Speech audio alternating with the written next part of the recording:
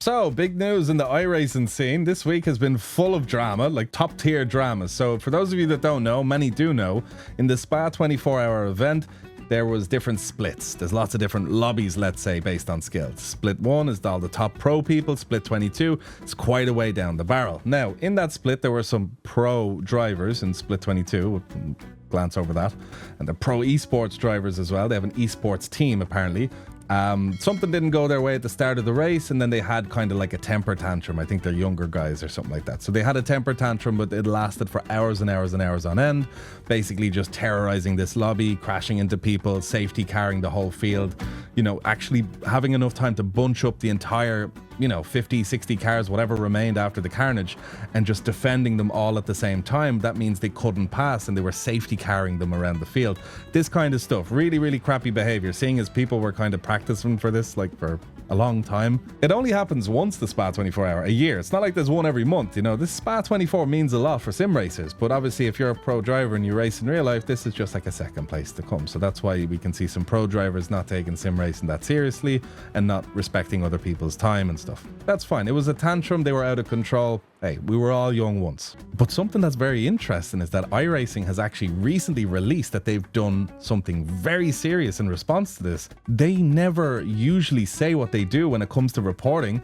Now, before we check out iRacing's response, which is fairly harsh, but it's something very extreme, I think they actually got rid of them off the service. So this is the apology that was put out on their Instagram. Now, it's really interesting that I say this because they're an esports team, but they were not in a very competitive split. So knowing the kind of people that would have a tantrum and start messing up other people's races and stuff, maybe they're the kind of other people who tank their iRating, but I don't know about that at all. Maybe it's just their skill level. That's naturally where they were meant to be. Now, one thing I don't get is that, again, if they're not in split 1, 2, 3, 4, 5, at least in the top 10 splits, why is there a page for the, I don't really get the whole esports pro aspect of it, but they are pro drivers from what I've heard. This is the apology. Now, from what I've heard, that one of these drivers probably is the leader of this esports group because they're, they have a very quiet Instagram account, let's say. It's not a very big thing, so it's probably one of them is managing this. So it says, we would like to sincerely apologize for the team's behavior during the 24 hours of the Spa iRacing event, where our drivers Ethan, James and Zach were in attendance. That's probably written by one of these. We fully understand that the frustration caused and fully take responsibility for the situation. It was not acceptable to disrupt other drivers or act in an erratic manner that affected many participants.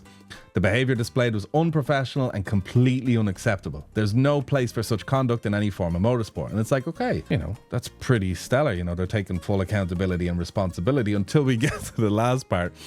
We would like to clarify, though, in the case of Zach Scowler, he was not the driver logged into his account at the time of the incident. His account was accessed without authorization after he mistakenly shared his iRacing login with a colleague who drove during the stint in question. Zach has taken full accountability. Sure, it's an accident. Why would you take accountability for an accident? He's taken full accountability for this and is being dealt with accordingly. Right, a few things with that. How does someone accidentally get your iRacing details? How does someone then accidentally, if you're doing a 24-hour with someone, you're on comms with them, so they weren't in Discord with your teammates, yet they showed up and they start terrorizing a server. How did the teammates not contact the person Zach and then be like, yo mate, someone's terrorizing people on iRacing using your full name and you kind of have a professional career, maybe do you want to contact iRacing or do something about it? Like, none of these things happened. I just think it's pretty hilarious that someone wrote this, which could very well be Zach, and they're like, yeah, I cooked. Now, fuck the other two guys, but like me, it wasn't my account. Someone, I had them written down in my wallet, and then I lost my wallet, and then someone logged in and done the Spa 24 and terrorized everybody. And my two friends, they didn't know it was me, even though it wasn't. It was just pretty funny that this was written to be believed. But yeah, this experience has been a serious wake-up call for all the team drivers, and a great deal has been learned. I'm sure. Defo, yeah, we understand. Now look, come here, one thing is, I will say, they're young. From what I've heard, they're young.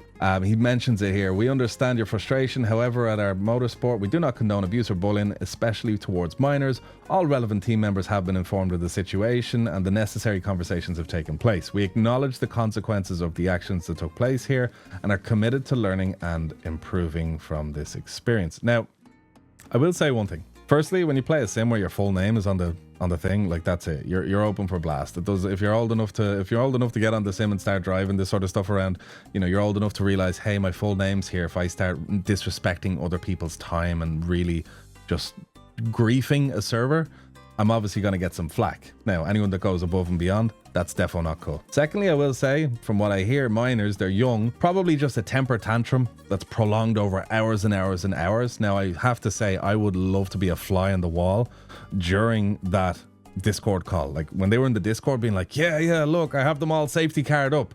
I say listening to that Discord call would literally be the funniest thing ever, because some people have a tantrum lasts 5 minutes. From what I saw, this lasted like hours and hours and hours. Now, I don't know how long it lasted. I didn't watch all the clips of it, but like some of these guys might have been taking sleep shifts while they were wrecking other people's races, like coming back to the Discord. And we have Buddy here being like, someone else is on my account. It wasn't me. But fair play to them. Look, come here. Sometimes you gotta fuck around and then you find out. So they kind of went overboard there, and then it just took to Reddit. People made videos about it. Basic Ollie made a very, very big video about it. If you want to search it up, just look up Basic Ollie, Spa 24 hour, it'll pop up straight away. So iRacing have done something then completely out of whack from what they normally do, and they've actually released a statement based on this. So it says the conduct seen during last weekend's Spa 24 hour event, where a team intentionally ruined other drivers' races, was completely unacceptable. While we don't typically comment on disciplinary matters, the public nature of this incident warrants a response. Decisive action was taken and the drivers involved were suspended indefinitely from the iRacing service. Now that's pretty big. iRacing never really comment on protests unless there is absolutely nuclear stuff that occurred, which in this time it did. It's nice to see that iRacing actually took some firm action against it. In general, probably iRacing weren't going to not do nothing, if you know what I mean, because I've had a few incidents done on me and stuff. People have been absolutely fine.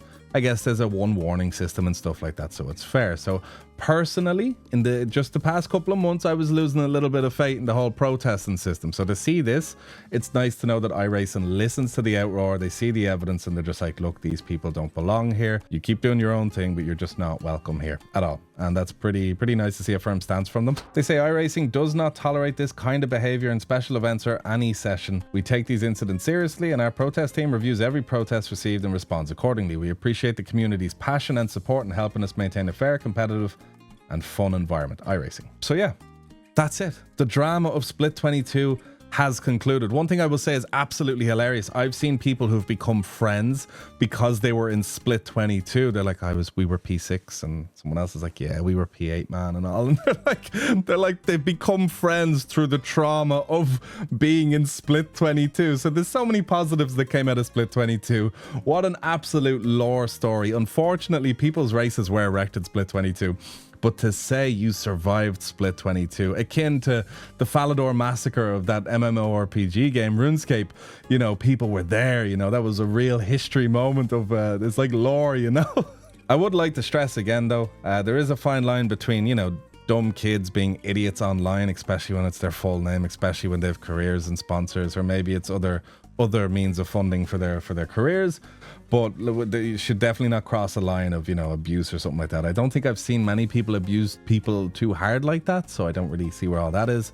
But, you know, when it is something that a lot of people are passionate and we care about, anyone on the service should realize other people's time and effort and energy and just, you know, should be respected. So it's nice to see this has been concluded. It really is the closing of a chapter in the whole I survived Split 22 thing. But yeah, nice little update there in case if any of you guys were wondering or lost confidence in iRacing for just not banning these people.